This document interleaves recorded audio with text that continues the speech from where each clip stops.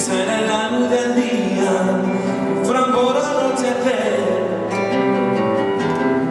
y en medio del sitio, en la llanura infinita, por donde no pasa el tren y cruzará sus vidas.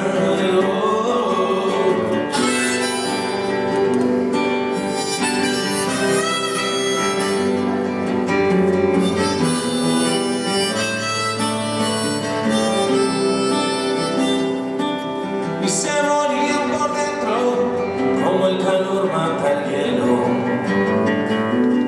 y derramaban sus besos sobre la piel de los dos,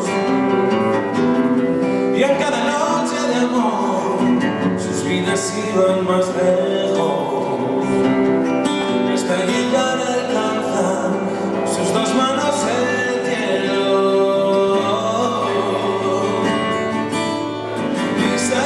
Solo un volcán de perdía por su amor, y un volcán fuimos tú y yo. Dice el tren, solo un volcán de perdía por su amor, y un volcán fuimos tú y yo. Prometieron no decirse el uno al otro te quiero, por si había que marchar, que yo doliera menos, pero llegado el momento, les fue imposible no hacerlo, y Lisa rompió a llorar, don Fran dijo no puedo. Lisa perdía por su amor, y un volcán fuimos tú y yo.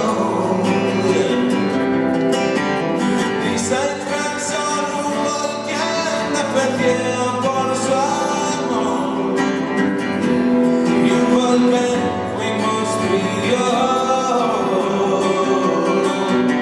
Corazones machacados que sus vidas desnudaron, y nunca sabes en qué esquina tienes que torcer. Frano ya no cree en nada, solo en su vieja guitarra. Lisa hoy está casada, pero llora cuando cantaba.